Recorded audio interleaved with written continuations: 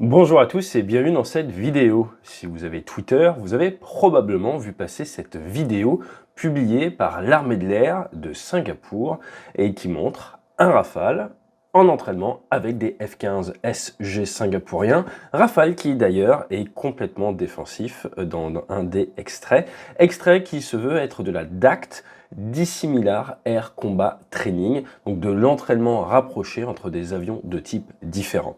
Alors si vous voulez savoir qu'est-ce que Singapour, quelle est l'armée de l'air singapourienne et pourquoi des Rafales de la Marine nationale étaient là-bas à faire des entraînements, eh bien c'est juste après le jingle. Et notre partenaire aujourd'hui, vous les connaissez, surtout si vous appréciez la simulation aérienne, eh bien c'est War Thunder. War Thunder, c'est comme une gigantesque référence dans le simulateur de vol, ce qui vous permet très rapidement de vous mettre à la place du pilote sur un champ de bataille. Ils ont plus de 100 cartes réalistes, il y a 1900 véhicules qui ont été recréés. Vous pouvez vous retrouver aux commandes d'un avion de chasse, aux commandes d'un avion d'attaque au sol. Vous avez différents modes, et moi ce que j'aime beaucoup c'est que si vous voulez déposer le cerveau, vous faites ça en mode arcade. Ça vous permet également de prendre du plaisir, même sur une PlayStation, sur un Mac, sur n'importe quoi. Ça fonctionne et vous faites du combat à l'ancienne. Si par contre vous allez dans quelque chose de plus réaliste, vous avez des modes plus simulation qui sont beaucoup plus avancés d'un point de vue aérodynamique, d'un point de vue réalisme, et ça vous permet de prendre un plaisir différent sans pour autant avoir à faire toutes les checklists à chaque fois pour la mise en route et autres, donc c'est très sympa. Faut pas oublier que vous avez capacité à jouer contre des robots, mais surtout en PvP, player versus player, contre des vraies personnes, et c'est toujours plus sympa de se battre contre de vrais humains.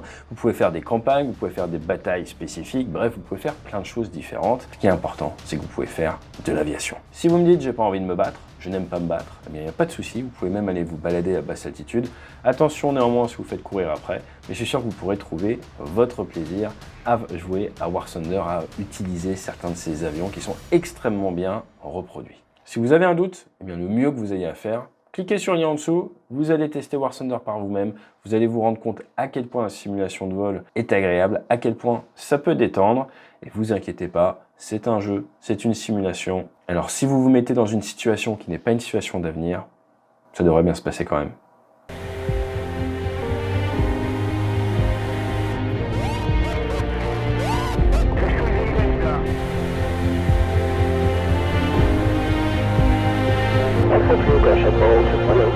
Roger ball.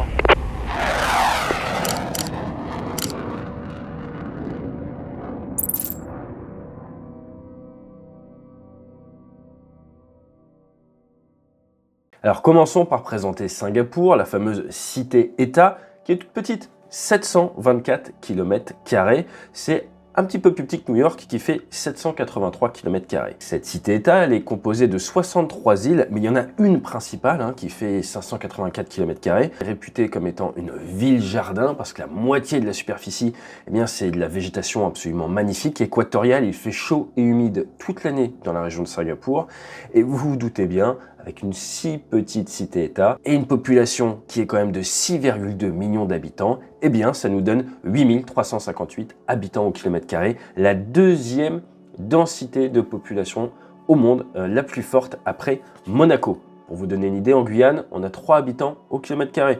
En Île-de-France, 1022. En moyenne en France, 106. Alors il y a beaucoup de termes pour décrire cette cité-État. On parle également de la cité marchande aux confins de l'Orient. Pourquoi ? Parce qu'elle est extrêmement bien placée, cette cité-État de Singapour. Elle est juste à l'extrémité est du fameux détroit de Malacca, détroit qui fait 930 km de long, qui fait 38 km au plus étroit, mais jusqu'à 390 km de large, et qui permet le trafic maritime entre l'océan Indien et le Pacifique, qui a à peu près le même trafic que le canal de Suez. En 2017, on parle quand même de 84 000 navires. Et Singapour, c'est le deuxième port au monde si on regarde l'export et le trafic. D'un point de vue État, Singapour, c'est réputé pour être une dictature bienveillante ou une démocratie autoritaire, prenez-le comme vous voulez. Toujours est-il, c'est un pays très très riche, avec un grand centre économique, et vous avez 4 forces militaires dans cet État. Vous avez terre, mer, air, et également Digital and Intelligence Service, tout ce qui est digital et renseignement. Et nous allons nous intéresser à la partie armée de l'air maintenant, sachant que dans ce pays, vous avez à peu près 71 militaires d'actifs, mais 352 000 réservistes, et il y a un service militaire obligatoire de 2 ans. Alors la RSAF, Republic of Singapore Air Force, ça a été créé après le retrait des Anglais. Alors en fait, vous avez eu les Anglais, ensuite d'ailleurs vous avez eu la Malaisie, et après, dans la fin des années 60, ils sont devenus complètement indépendants, ils ont créé leur propre armée de l'air qui est une des plus grandes de cette région d'Asie. Vous avez 8000 personnels d'actifs, 7500 de réserve et une multitude d'avions répartis sur différentes bases. Par exemple, sur la base de Changi, vous avez 20 F-16 et 6 A330 MRTT, les avions qui permettent le ravitaillement en vol, mais également du transport. Paya-Lebar, vous avez 10 C-130H ou cassés, ravitaillement en vol également ou transport, et 40 F-15 SG dont nous allons reparler. Vous avez également la base de Sambawag, où là vous avez tous les hélicoptères de l'Apache, du Seahawk, du Colibri, du Super Puma, du Cougar ou encore du Chinook. Et pour finir, Tenga, où là vous avez 4 Gulfstream 550 qui font du guet aérien, qui font Ayu, équivalent de ce que font les AWACS, et une vingtaine de F-16 également. Donc ça fait beaucoup de bases, mais la spécificité de cette armée, eh bien, c'est que 30% de son matériel est déployé à l'étranger. En France, à Cazaux, avec 12 M346 pour faire l'entraînement avancé sur avion de réaction des pilotes. Également aux États-Unis, avec la base de Luke, où ils ont 14 F-16 pour y faire leur entraînement. La base de Silver Bell, où ils ont leur Apache, pour l'entraînement également sur Apache. Mountain Home aux États-Unis, avec 10 F-15 SG. Et ensuite, vous avez l'Australie avec Pierce, où il y a 19 PC-21 pour l'entraînement de base, et Uoke, où ils ont des Chinook pour la transformation sur ces hélicoptères lourds. Si vous posez la question, après le F-15, qu'est-ce qu'ils ont prévu? Eh bien des F-35. Ils en ont commandé 4 pour faire des évaluations, avec une option sur 8 de plus, et ils ne devraient pas tarder à arriver, sachant qu'apparemment ils vont prendre des B, ce qui va sûrement leur donner une capacité aéromaritime. On regardera ça plus tard, en fonction de l'actualité. Dans tous les cas, ils ont anticipé la protection de l'espace aérien. Ils ne s'attendent pas qu'à protéger leur espace aérien avec des avions, mais également avec des systèmes solaires. C'est pour ça qu'ils sont équipés en SAMP de chez MBDA avec les Aster. Ils ont 12 lanceurs, mais également en Rafale, qui sont israéliens, avec des Spider, 12 lanceurs également. Et avant ça, ils avaient des Hawk, les MIM-23 qu'on connaît bien maintenant, et également du Mistral et plein de systèmes solaires très courte portée. C'est donc une île-État qui est extrêmement bien défendue. Depuis le 15 novembre, la Marine nationale a déployé le groupe aéronaval et à peu près 3000 marins dans la mission Antares. Cette mission, on n'a pas énormément d'informations dessus parce que l'état-major va entretenir un certain brouillard de guerre, ce qui est très drôle quand on voit les publications qu'ils font en permanence avec notamment les visages des pilotes un peu partout. Ce qui permet d'ailleurs de suivre en temps réel qui est où, c'est très sympa, mais je pense que ça intéresse beaucoup de personnes d'autres nationalités également, et malheureusement. Toujours est-il, mission à Rastaban. La mission Rastaban, c'est ce déploiement sur 4000 km qui consiste pour la première fois de l'histoire de la chasse embarquée à prendre 3 rafales marines et à les projeter avec l'aide de l'armée de l'air et de l'espace, un A330 MRTT, et leur permettre d'atteindre comme ça Singapour et se projeter très loin du porte-avions.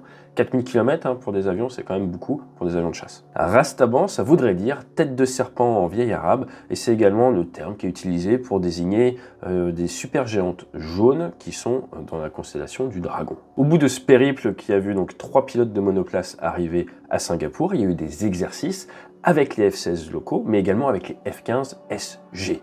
Le F-15 SG, ils ont été commandés en 2015 lors d'une compétition contre le Rafale et le Typhoon. Le Typhoon a été écarté assez tôt. Et ensuite, le Rafale a été finaliste. Et c'est finalement le F-15 qui a gagné cette compétition. C'est une version améliorée par rapport au F-15E Strike Eagle. On est donc sur un avion d'attaque au sol, mais qui peut également, et qui fait très bien, du combat aérien.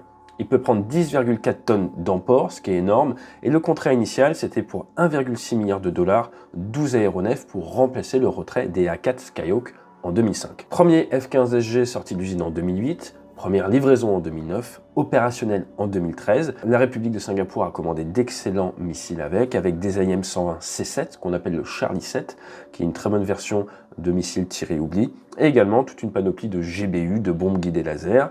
Je vous rappelle que ce sont des avions qui peuvent être biplaces, avec des jumelles de vision nocturne, mais surtout qu'ils ont le casque avec capacité à désigner au sol ou en l'air grâce à ce casque qui est couplé à l'AIM-9X, le missile infrarouge américain, permet de tirer avec un très fort dépointage. Nous n'avons pas ça actuellement dans les forces en France. La technologie existe, mais on ne l'a pas commenté. Le F-15SG peut prendre 8 missiles RR, soit 2 de plus que le Rafale, a un canon de 20 mm, le Rafale a du 30 mm, et peut tirer à peu près à 6000 coups par minute, parce que c'est des obus plus petits, ils en ont plus, et la cadence de tir est supérieure. Nous on a des obus qui font plus mal, du 30 mm, qui font quand même 490 grammes. En termes de radar, ces F-15 ont un excellent radar, l'APG-63, qui est une antenne active. À peu près 30% de la flotte de Rafale Air est équipée d'antennes actives, le reste d'antennes passives. La marine est assez bien dotée en termes d'antennes actives. On a été parmi les premiers à en avoir pour les forces françaises. Donc il est probable que sur les 3 avions, il y en ait un voire 2, peut-être même les 3 qui avaient des antennes actives. Le F-16 a également une capacité de liaison de données avec la fameuse liaison 16 et une capacité de détection de sources de chaleur, l'IRST, qui permet de faire de l'infrared search and tracking. Comme ça, par exemple, un avion furtif sur la post-combustion, hop, vous le détectez, vous pouvez l'engager avec vos missiles. Alors ce F-15 qui monte quand même à Mach 2,5, je vous rappelle que le Rafale c'est Mach 1,8, ça fait donc une grosse différence de vitesse. Forcément, il ne monte pas à ces vitesses-là avec plein de bombes sous les ailes, mais il a une capacité d'accélération qui est assez impressionnante et c'est ce qui fait sa réputation aussi. En termes de combat aérien rapproché, le F-15 est un avion très puissant qui peut bien manœuvrer, mais qui a également son défaut de masse, donc il n'est pas forcément ce qui est le plus agile. C'est pour ça qu'avoir des F-15 et des F-16, c'est assez malin de la part des Singapouriens. Maintenant, dans les images qui sont partagées, qu'est-ce que l'on peut dire? Je vous propose bien, de regarder ça de plus près. Juste avant qu'on attaque, petit rappel sur la DACT, Dissimilar Air Combat Training, c'est quelque chose qui arrive des années 60. Dans les années 50, aux États-Unis, on s'est dit missile, missile, missile. Ils ont arrêté de s'entraîner au combat aérien rapproché, a commencé la guerre du Vietnam, ils n'ont pas eu des très bons résultats, notamment les F-4 qui n'avaient plus de canon. Et là, il y a le capitaine Holt qui a été missionné pour faire une étude, réfléchir comment faire pour sortir de cette spirale de l'échec. Et le capitaine Holt, il a fait un rapport qui s'appelle le rapport Holt et qui a notamment préconisé la création de Top Gun et la mise en place de DACT. Jusqu'à présent, les avions s'entraînaient au sein des mêmes escadrons, F4 contre F4, F-104 contre F-104, et ça manquait de croisement en termes de machines et ce qui empêchait les pilotes de vraiment bien s'améliorer en combat aérien. Ils ont dit il faut en faire et donc ils se sont retrouvés à décider que les A4 seraient les agresseurs subsoniques, les F5 ou MiG-28 dans Top Gun, les agresseurs supersoniques. À partir de là, le DACT est devenu monnaie assez courante dans les forces occidentales, exactement ce qu'ils vont faire là dans cette mission, 10 combats F-15 contre Rafale, de préférence rapprochée. À savoir que quand vous faites du DACT comme ça, il est souvent question de mettre des training rules, des règles d'entraînement. Donc vous n'avez pas le droit de vous approcher à moins de 150 mètres de l'autre avion, mais souvent, vous n'avez pas le droit d'utiliser certains de vos systèmes. Typiquement, les avions qui sont équipés de viseurs de casque n'ont souvent pas le droit d'utiliser, pas le droit de faire du tir dépointé. Et ça pose un biais qui est que, normalement, train as you fight, on est censé s'entraîner comme on se bat. Et quand vous faites du DACT contre un autre type d'aéronef qui est ce qu'on appelle cuffed, menotté, qui n'a pas le droit d'utiliser ça, lui en fait il se bat avec un bras dans le dos et vous dites « Ah tiens, là, ce type de présentation m'a permis d'aller au kill ». C'est vrai, peacetime, mais il faut faire très attention en tant que pilote de ne pas croire que ce peacetime cuffed, donc avec ses menottes, s'appliquera le jour où peut-être vous allez devoir vous battre contre ce type d'aéronef. Alors je vous rassure, on ne devrait pas se battre contre des F-15SG, mais c'est très important de bien faire la part des choses entre les situations d'entraînement dans lesquelles on se retrouve souvent pour des raisons diplomatiques et la réalité du combat. Un autre exemple, il est interdit de faire un tir head-on. Quand on se présente en face à face, par exemple dans ce genre de combat, vous n'avez pas droit de tenter un tir canon en face à face, ça serait trop dangereux. Est-ce que vous pensez vraiment que le jour de la guerre, l'adversaire ne va pas prendre son tir canon head-on? Problématique, si on ne s'y est jamais entraîné. Alors est-ce qu'il faut s'y entraîner au simulateur? Est-ce qu'il faut s'y entraîner et pas le dire? L'intégrité, c'est important. Eh bien, s'entraîner au simulateur, par exemple. Tout ça pour dire, entre ce qu'on fait en entraînement et la vraie vie, on essaye de réduire au maximum le décalage, mais il y a un décalage qu'il faut intellectualiser en tant que combattant pour pouvoir bien réagir et être le plus efficace possible le jour du combat. Allez, on regarde la vidéo. Donc là, POV, donc c'est la vue directement du pilote. On voit quoi? On voit que notre pilote de F-15, il est en train de faire un changement de poste. Vous voyez qu'il y a des aéronefs, ça ressemble à du F-15, peut-être du F-16 sur la gauche ou du Rafale, et il est en train de reculer, de passer derrière, sûrement pour faire une prise de vue, ou en tout cas faire un changement de poste. Donc là, ils ne sont pas du tout dans une phase tactique. Ce qui est intéressant, c'est de voir qu'ils ont caché un petit peu les écrans, on ne voit pas exactement ce qu'il y a. On voit que le pilote, eh bien, il met en avant son patch, hein, c'est bien un pilote singapourien, avec le casque, avec justement le fameux viseur de casque dont je vous parlais. Donc là, il fait un changement de poste de la droite vers la gauche, à une vitesse contrôlée, il n'y a rien à dire, c'est très professionnel. Et là, à la 5e seconde, l'image qui fait mal. Vous avez une GoPro posée sur l'avant du F-15 et vous avez un Rafale qui est absolument défensif.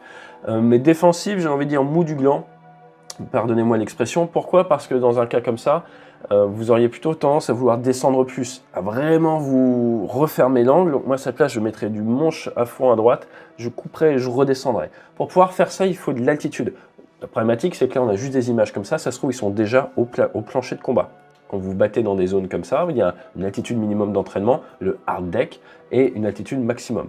En Bretagne, on a la chance d'avoir des zones où c'est en gros de la surface du sol à illimité. Dans ces zones très denses, c'est pas sûr qu'ils aient les mêmes. Donc vous avez ces contraintes d'entraînement, peacetime, je vous en parlais, à prendre en compte également. Mais là, clairement, on voit que le Rafale est défensif, qu'il est en train de tourner à une vitesse où je pense voilà, il tire pas mal sur le manche. Et vous avez le F-15 qui arrive à bien garder le poste, qui là ne peut pas avoir de kill canon, mais a facilement un kill à la IM-9X, un viseur de casque ou pas d'ailleurs. Et là, vous allez voir, il relâche un peu. Voilà, on voit qu'il relâche un peu, il va remettre les ailes à plat. Pourquoi il ferait ça? Sûrement parce que il est dans un angle qui lui permet d'avoir un kill Fox 2, missile, mais peut-être que c'est briefé guns only. Vous avez le droit de faire que du canon. Donc là, il est bien offensif, mais pour pouvoir bien manœuvrer, il faut qu'il remette les ailes à plat, qu'il monte un peu et qu'il revienne chercher ce qu'on appelle la zone de contrôle derrière le Rafale. Donc ça demande un petit peu de manœuvre, mais là, le Rafale est très très mal. Ensuite, là, on voit plutôt ce qui ressemble à la fin de mission, ou début de mission, je ne sais pas, où ça rassemble, des conditions météo sont bonnes, et on voit arriver un F-15 pleine balle avec l'aérofrein sorti.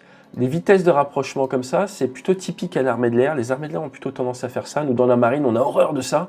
Vous êtes leader, vous avez un équipier qui arrive à cette vitesse-là, vous l'éclatez à la radio. Pourquoi? Parce que on aime bien tout faire de manière très structurée et assez lente dans ces phases admin.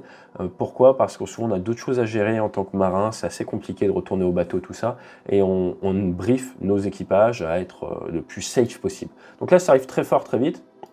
J'ai envie de dire tant mieux pour eux. En tout cas, c'est joli et il n'y a rien de dangereux. Il n'y a absolument rien de dangereux. Là, cette image à 12 secondes, elle me parle beaucoup. Pourquoi elle me parle beaucoup? Parce qu'elle fait ressortir énormément de frustration chez moi. Vous voyez derrière que le F-15, il a juste un pod. Il a un pod qu'ils doivent utiliser également en RR, qui est un pod de désignation laser. Il n'a rien sous les ailes. Pourquoi est-ce qu'il n'a rien sous les ailes? Eh bien parce qu'ils sont dit on va faire un vol d'entraînement ou un vol de combat aérien, et du coup, ils ne s'amusent pas à mettre des bidons.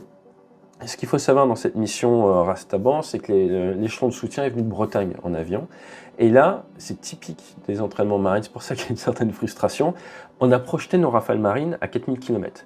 Pour ce faire, ils ont mis beaucoup de pétrole, 4,7 tonnes dans l'avion, et on a rajouté les bidons d'essence. Vous voyez, en dessous, c'est pas du napalm, c'est pas des bombes, c'est des bidons d'essence supersoniques. On a des petits bidons, à peu près 1 tonne de pétrole supersonique. Là, il y en a 3, ça fait 3 tonnes. Ça fait 7,7 tonnes de kéro. On pourrait avoir des gros bidons, mais là, ils sont subsoniques. Donc, ils se sont dit, on va garder une capacité supersonique. On met des petits bidons. Mais, quand vous avez les bidons, ça vous fait des points d'emport sous les avions. Les capacités du Rafale sont bridées. Le Rafale, en mode, j'ai rien sous les ailes, ou j'ai juste un bidon central qui est vide, c'est un avion merveilleux en combat aérien. Vous pouvez prendre beaucoup d'incidence, vous pouvez prendre beaucoup de facteurs de charge, il bouge extrêmement bien et il tourne très vite, 270 degrés par seconde. Le Rafale, avec les configurations comme ça, avec donc 3 bidons sous les ailes, vous ne pouvez pas passer en mode RR des commandes de vol, vous devez rester en ce qu'on appelle le Store 1 qui vous limite en AOA, en incident, je ne vous donnerai pas le chiffre, et qui vous limite en facteur de charge quasiment du simple au double. Ça veut donc dire que là, on envoie nos marins faire de la représentation et faire du DACT, du combat rapproché, et on ne leur donne pas l'avion dans la bonne configuration. Et c'est pour ça que j'insiste souvent quand on parle de surface équivalente radar, de temps de paix, réalité, tout ça. Là, on met nos avions dans une... on s'autocofte, si vous voulez. Et donc vous avez un pilote qui est là et qui, ça se trouve, tire sur le manche, il est, je sais pas, à 4G, 5G, et il ne peut pas tirer plus parce qu'il a des bidons. Il ne va pas larguer les bidons. vous doutez bien. Et après, même, ça pose des soucis, même temps de guerre. Larguez vos bidons, vous avez pu avoir beaucoup de bidons. Donc, vous voyez, ça montre toute la difficulté entre les capacités d'un avion sur le papier, le Rafale 9G, voire 11G, et là, les capacités qu'il est apte à déployer contre un F-15. F-15 qui a fait l'effort d'arriver prêt pour équiper, si on peut dire, pour du combat au point. Et nous, on amène notre avion qui n'est pas du tout équipé pour du combat au point. Résultat, il ne faut pas s'étonner si on voit les images où il est complètement défensif. Parce qu'on n'a pas donné à notre personnel les capacités de se battre à la pleine mesure de leurs compétences. Et ça, je vous dis que ça fait ressortir la frustration parce que c'est pas nouveau. Et pour avoir été à la feuille des vols, donc à la programmation des vols et de la technique pendant 5 ans et demi en unité de chasse, c'est souvent le grand débat. On est là, mais on va faire des DACT, on va faire de la BFM, on va faire du combat. Est-ce qu'on peut avoir des avions équipés pour? Et puis on nous explique oui, non, mais non, les mécanos, là, ils peuvent pas, ou on sait pas faire, ou le pire, c'est pas grave. Ça fait quand même un bon entraînement. Mais non. Ouais, mais non. Parce que du coup, là, voilà, vous voyez les images à 6 secondes, il est défensif. On ne peut pas dire que ça, c'est comme de la com. Hein. Et derrière, moi, ce que j'adore, c'est que vous avez French Carrier Strike Group qui tweet et qui dit « Amazing ». Donc là, on a clairement nos amis singapouriens qui nous montrent un kill sur un Rafale Marine. Et le Strike Group trouve ça amazing. Voilà. Donc, l'idée de tout ça, c'est de vous montrer ce qu'on peut faire dire à des images. J'espère que vous en savez un peu plus sur Singapour, sur leur armée. Vous avez vu leur F-15, et ben voilà, il faut dire ce qui est. Il a l'air bien offensif. Maintenant, c'est juste des tout petits extraits. Ça se trouve, on leur a mis une grosse pilée derrière. Dans tous les cas, l'idée, c'est pas des concours de coq. Ce que tu es en train de te dire, la mienne est plus grosse que la tienne, c'est ça? Ouais, t'as raison, c'est pas juste. Mais cette notion est importante. On projette énormément de moyens sur des milliers de kilomètres. Pourquoi tout gâcher dans le tout petit dernier effort qui consistait juste à retirer peut-être les 2 bidons et donner à notre avion la pleine capacité pour manœuvrer dans cet environnement simulé face à un adversaire simulé. Le petit effort. La loi de Pareto, c'est bien, mais 80-20. Il faut aller chercher chaque pourcentage si vous voulez gagner le combat. On finit avec une citation de Top Gun, There's no points for second place. Alors j'espère que cette vidéo vous aura plu. Dans tous les cas, eh bien moi je peux que vous encourager, allez vous détendre un petit peu sur War Thunder, et dites-moi dans les commentaires si vous préférez l'utiliser en mode plutôt réaliste ou en mode plutôt arcade. Il faut être franc, c'est pas du tout le même simulateur, c'est pas du tout le même état final recherché, mais les deux sont très complémentaires. Allez, fly safe.